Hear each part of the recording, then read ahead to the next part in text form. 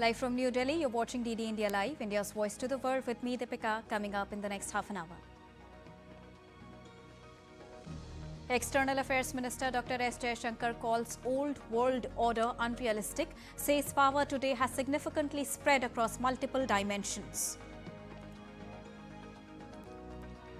As West Asia crisis stalls trade, India's minister assures to use every policy tool to support exporters. Piyush Goyal says interministerial group is in constant touch. Israel strikes Beirut and Tehran as USA strikes on Iran to surge dramatically. And in Nepal elections, Palin Shah's backed Rashtriya Swatantrata Party head towards landslide victory in elections.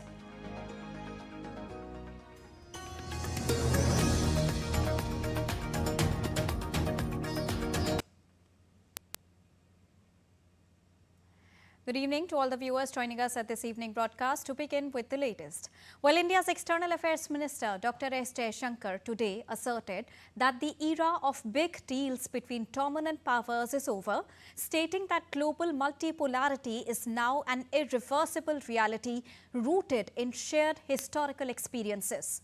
Speaking at the Raisina Dialogue 2026 on Author's Corner, The Geometry of Power, Minister Dr. S. Jaishankar said that expecting the world to remain frozen in the realities of 1945 or even 1989 was unrealistic.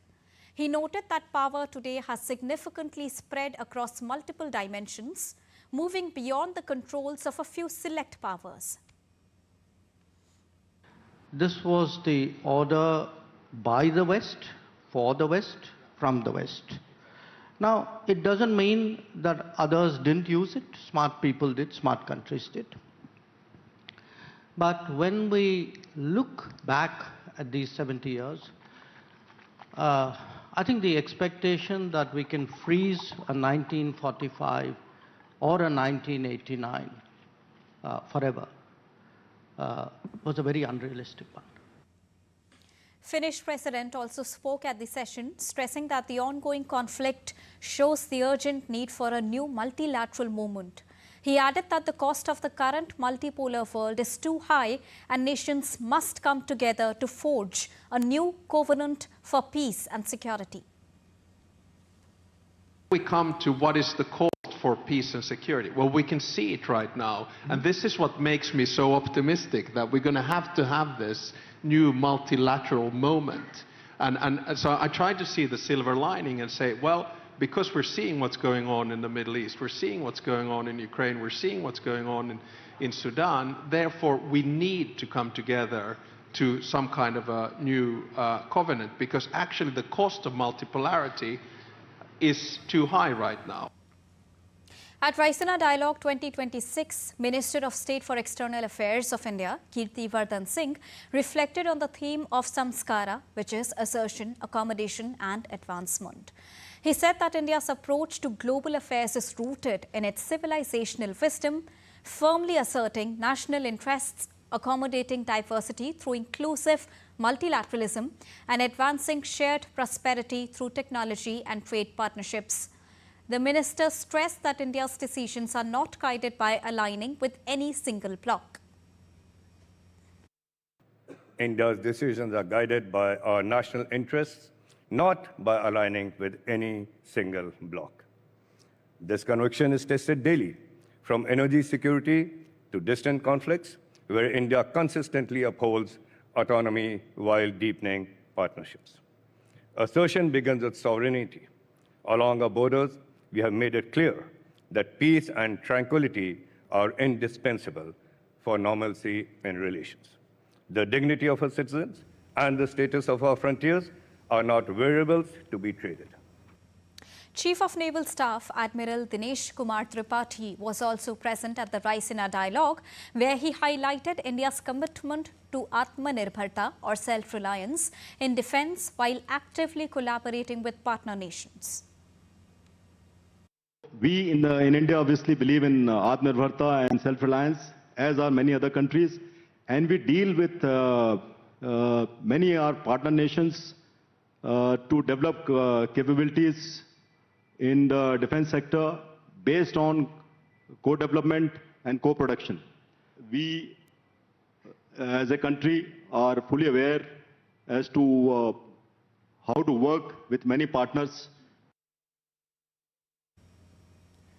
Defence Minister Rajnath Singh too stressed that the global order is undergoing a major shift where long-held assumptions and geopolitical structures are being challenged. Addressing the Maritime conclave, Sagar Sankalp Singh focused on the world's oceans, saying they are no longer just channels for commerce but are increasingly emerging as key centres of strategic power. Referring to the current conflict situation in West Asia, he raised concerns and said that when there is a disruption or interruption in a region surrounded by seas, it directly impacts the supply of oil and gas. बदलती global geopolitics के इस दौर में oceans एक बार फिर विश्व की power balance के सेंटर में आ गए हैं। ऐसे समय में एक मेजर मैरीटाइम नेशन के रूप में भारत का यह दायित्व है कि वह कॉन्फिडेंस, कैपेबिलिटी और क्लियर विजन के साथ लीडरशिप प्रदान करे। अभी चल रही मिडिल ईस्ट की स्थिति इसका मैं मानता हूं कि एक ज्वलंत उदाहरण है। आज जो वहां हो रहा है वह बहुत ही असामान्य है। आगे चलकर मिडिल ईस्ट में या हमारे पड़ोस में परिस्थितियां किस दिशा में जाएंगी, इस पर अभी कोई कॉन्क्रीट प्रेडिक्शन करना कठिन है। यदि हम स्ट्रेट ऑफ हार्मुज या पूरे पर्शियन गल्फ क्षेत्र को देखें तो यह विश्व की एनर्जी सिक्योरिटी का एक अत्यंत महत्वपूर्ण क्षेत्र है। जब इस क्षेत्र में डिस्टर्बेंस या डिसरप्शन होता है तो उसका सीधा असर ऑयल और गैस की सप्लाई पर पड़ता है। यही नहीं, आज हम सप्लाई चेन डिसरप्शन केवल ऊर्जा क्षेत्र में ही नहीं बल्कि अन्य क्षेत्रों में भी देख रहे हैं। इन अनसर्टेनिटीज का सीधा प्रभाव इकोनॉमी और ग्लोबल ट्रेड पर पड़ता है। India's Trade and Commerce Minister Piyush Goyal on Friday said that recently created interministerial group has been in regular touch with exporters amidst tension in West Asia that invariably disrupted trade and shipping lines. Speaking to the media persons, the minister said India is holding talks with the shipping ministry and companies in the sector to free up cargoes marooned by the disruption of key global trade routes. He added that India will look at ways to ease the burden on exporters, such as the high cost of insurance and cargo shipments. I think all of you know we have set up a help desk. Every day the interministerial group talks to the exporters. Even this morning they must have had an engagement. They take feedback and we will not be found wanting in supporting our exporters in any way. We should continue to meet all the commitments that we have made to our buyers, whether in goods or services, and the government will use every policy tool and the export promotion mission to support our exporters. I have already given some instructions in the last 2 days also. As I get to the office today, we'll be formalizing some ways to give comfort to our exporters. We are in dialogue with the Ministry of Shipping and with all the shipping companies also, and I do hope we will find resolution to this issue also. We are working with them to see how that burden our exporters can be supported with, but I can assure you this government stands with our industry and will continue to ensure that all our international commitments are met, because that is what defines India. Even during COVID, India met all its international commitments, which earned us the acronym of a trusted partner. And we will continue to be the trusted partner of the world. Earlier this week, an interministerial group for supply chain resilience was created, comprising members from Department of Financial Services, Ministry of External Affairs, Ministry of Shipping, Ports and Waterways, Ministry of Petroleum and Natural Gas, and Central Board of Indirect Taxes and Customs to facilitate effective coordination, monitoring and follow-up. Meanwhile, the crisis in West Asia is intensifying as multiple countries are pulled deeper into the conflict between Israel and Iran on day 7. Lebanese Prime Minister Nawaf Salam warned of a looming humanitarian disaster after Israeli evacuation orders triggered mass displacement from Beirut's southern suburbs and the south of the country, both Hezbollah strongholds. While Lebanon's health ministry reported that the death toll from Israeli strikes has climbed to 223 with fresh overnight. In Tehran, loud explosions were heard as Israel announced a new phase of the war, striking what it called regime infrastructure. Iranian officials said at least 20 people were killed in Shiraz during US and Israeli attacks.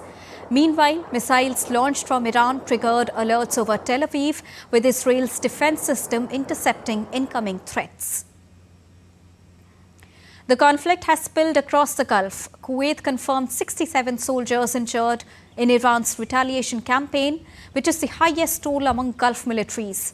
Bahrain reported Iranian strikes on a hotel and residential buildings in Manama, while Qatar said its air defenses thwarted a drone attack on the US base at Al Udeid. Saudi Arabia destroyed multiple drones and missiles near Riyadh, prompting Western embassies to shelter the staff. Meanwhile, US President Donald Trump ruled out sending ground troops into Iran, calling it a waste of time, but voiced support for Kurdish fighters planning offensives against Tehran. United Nations Human Rights Chief Volker Turk warned that large-scale evacuation orders issued by Israel for parts of Beirut and southern Lebanon raise serious concerns under international humanitarian law. The warning came after Israeli airstrikes targeted Hezbollah-controlled areas, and the authorities ordered thousands of residents to leave, while Hezbollah urged Israelis near the border to evacuate. The crisis sparked in the Middle East 1 week ago following US and Israeli attacks on Iran and Iran's counterattacks has been spreading like wildfire. It is causing significant damage in Iran, in Israel, and at least a dozen other countries, mostly in the Gulf, with risks of major economic and environmental ramifications across the world. The world urgently needs to see steps to contain and extinguish this blaze. But instead, we are only seeing more inflammatory, bellicose rhetoric, more bombings, more destruction, killings and escalation that fuels it further.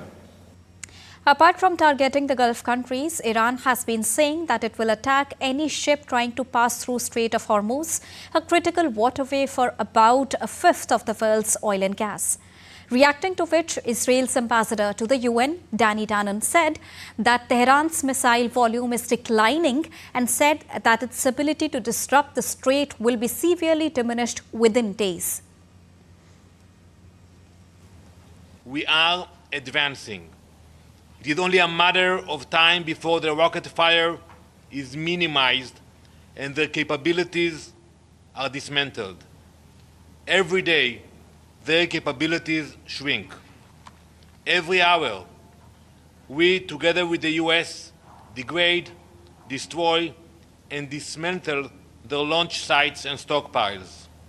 The volume of missiles they are firing is already falling, and we are only 6 days in. They are getting weaker and weaker. Give us a few more days, it will be much, much harder for the Iranian to disrupt the vessels coming through the Strait of Hormuz. Now, 1 week into a war that started in Iran but affects the entire West Asia, there are still large number of business people in the area representing or working for companies from around the world. Their employers are currently working overtime to get them out. Lars Holter is with Deutsche Welle and joins me from Berlin. Good evening, Lars. What are you hearing from those companies?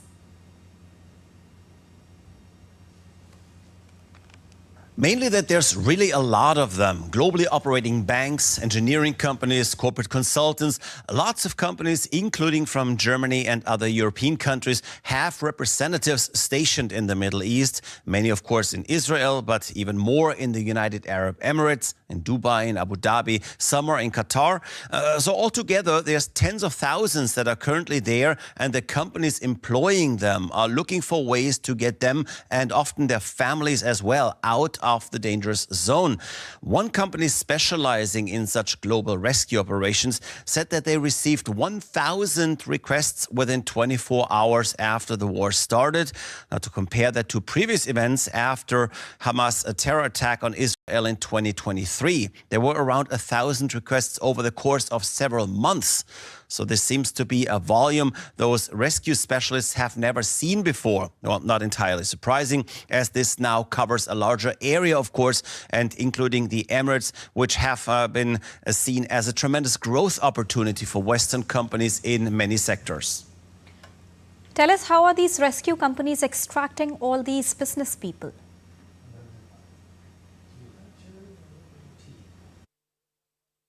The first question is actually at this point, can they even get them all out? We're hearing that some requests are just impossible to satisfy. One manager said that they were asked to evacuate a team of 80 people, quote, by tonight. And they said that's virtually impossible. Besides the fact that often only small groups can travel, anything you're trying to do in the region takes a lot of time right now, mostly because the airspace over much of the Middle East, including the Emirates, Qatar, parts of Saudi Arabia and Oman, that airspace is still restricted. That means that most of the moving of people has to be done on land. And the most popular option for many caught there right now is a long drive to Muscat in Oman, which could be done in cars or small vans, depending on sheer availability. And from Oman, then, ideally, one could board a flight out of the Middle East to a safer location. Mostly that would be an airport in northern Africa, from where one could find other connections. However, traveling like this still means there's documents needed, not much luggage allowed, and there's always a risk involved too. And according to security experts, that risk is growing as the war goes on, as Iran is expected to retaliate asymmetrically, meaning, of course, they attack other countries like the Emirates. And what about the cost of these evacuations? How expensive is that?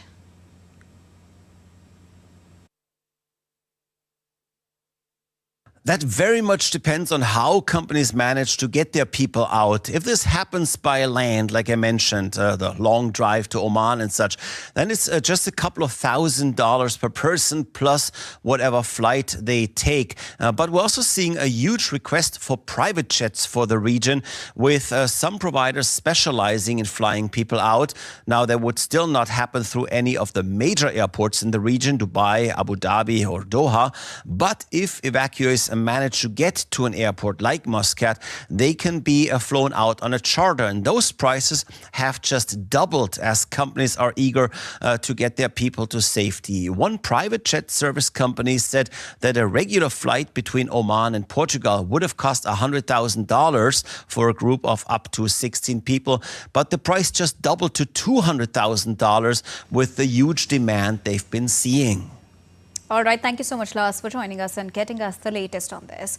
We're heading for a short break, but we'll come back with latest updates after the break.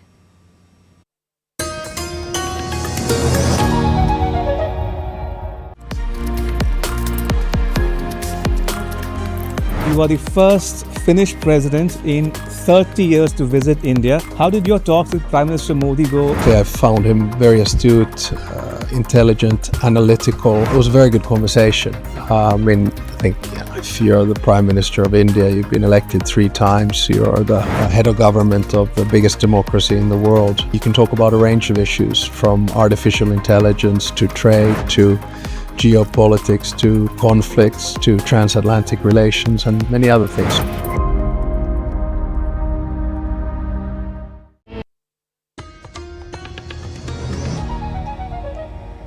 Welcome back after that short break. You're watching DD India Live, and now let's get you the latest on Nepal elections. Counting of the votes is ongoing in every constituency of Nepal. By afternoon, Rabi Lamachane of Rashtriya Swatantrata Party was leading across 60 constituencies. Gagan Thapa's Nepali Congress is leading across 9 constituencies, whereas KP Sharma Oli's UML is leading on 4 constituencies. Pushpa Kamal Dahal's party, NCP, is leading in 3 constituencies. Rajendra Lingtain's party, Rashtriya Prajatantra Party, is leading in 1 of the constituency, and Harka Sampang's Shram Sanskriti Party is leading in 1 constituency. Final results for 165 seats and the first past the post system is expected to be public by today evening. Prime Minister Narendra Modi on Friday addressed the post-budget webinar on the theme called Agriculture and Rural Transformation via video conferencing. The webinar brought together stakeholders across key sectors including agriculture, animal husbandry and dairying, fisheries and rural livelihoods. Discussions focused on promoting high-value agriculture by unlocking the potential of crops such as cashew, coconut, sandalwood, agarwood, almonds, walnuts and pine nuts. It also deliberated on the opportunities offered by Bharat Vistar, the AI-powered digital public infrastructure for agriculture. Speaking during the webinar, Prime Minister focused on leveraging India's diverse agro-climatic zones to boost high-value agriculture with special emphasis on region-specific crops like coconut, cashew, cocoa and sandalwood. हमारे पास diverse climate है, हमें इसका पूरा फायदा उठाना है। Agro climatic zone, उस विषय में हम बहुत समृद्ध हैं। इस साल का बजट इन सब बातों के लिए अनगिनत नए अवसर देने वाला बजट है। प्रोडक्टिविटी बढ़ाने की दिशा तय करता है और एक्सपोर्ट ट्रेंड को बढ़ावा देता है। बजट में हमने हाई वैल्यू एग्रीकल्चर पर फोकस किया है। नारियल, काजू, कोको, चंदन ऐसे उत्पादों के रीजनल स्पेसिफिक प्रमोशन की बात कही है। केरल के किसानों को अतिरिक्त लाभ हो, तमिलनाडु के किसानों को अतिरिक्त लाभ हो, इसलिए इस बार कोकोनट पर एक विशेष बल दिया गया है, जिसका फायदा आने वाले दिनों में हमारे इन किसानों को मिलेगा। Moving on, 2 Indian Air Force pilots were killed after a Sukhoi Su-30 MKI fighter jet crashed in Assam on Thursday night. The Air Force said the pilots were identified as Squadron Leader Anuj and Flight Lieutenant Purvesh Durgakar. IF personnel expressed condolences and said they stand firmly with the bereaved family in this time of grief. According to initial reports, the aircraft lost radar contact shortly after taking off from Air Force Station in Jorhat on Thursday evening during a routine training exercise. It is suspected that the crash occurred nearly 60 kilometers from Jorhat. Defence Minister Rajnath Singh expressed his condolences to the bereaved families. He said that their courage and service to the nation will always be remembered with pride and gratitude. Rajnath Singh assured that the nation stands firmly with them in this hour of grief. The Indian Army will host the Gaurav Senani Samaroh in Churu, Rajasthan on the 8th of March to honour veterans, Veer Naris and Viranganas from across the district. The event is being organised by Ranbukara Division under the Sapta Shakti Command. More than 6,000 veterans are expected to attend the rally at Sai Sports Stadium in Churu. The program will feature welfare services including pension assistance, medical camps, employment support and access to government schemes.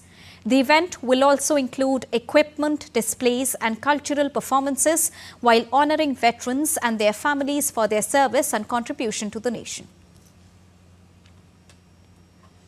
Finland's President Alexander Stubb says he's had a productive discussion with Prime Minister Narendra Modi in New Delhi.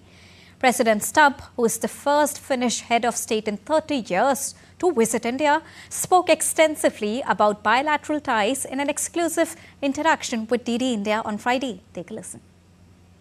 I found him very astute, intelligent, analytical. It was a very good conversation. I think if you're the Prime Minister of India, you've been elected 3 times, you're the head of government of the biggest democracy in the world. You can talk about a range of issues, from artificial intelligence to trade to geopolitics to conflicts to transatlantic relations and many other things. So I really thoroughly enjoyed the 3 hours I had the opportunity and honor to spend with the Prime Minister of India. President Stubb says AI and quantum computing is a key area of cooperation between Finland and India. We have over 20,000 Indians in Finland, which for a small country is a big number. Most of them are basically engineers or tech nerds, as I say. It's a great addition to the Finnish population. I think we can work together on 3 accounts in tech. The first one is networks. Remember that in order for tech or AI to work, we need networks, and Nokia is one of the biggest in the world. It has about 50% of the 5G here in India. The second one is quantum. We have 2 companies that are top 10 in the world, and quantum is what's needed basically to feed AI. And then third, we have a really strong space/satellite sector. And you can watch the full interview at 8:30 p.m. on DD India tonight. And that's all for this edition of DD India Live, but do let us know your thoughts on the news of the day. For those on the go, you can get all the latest news and updates from India and across the world on DD India mobile app. The app is available on both Android and iOS platforms. Scan the QR code to download it right now.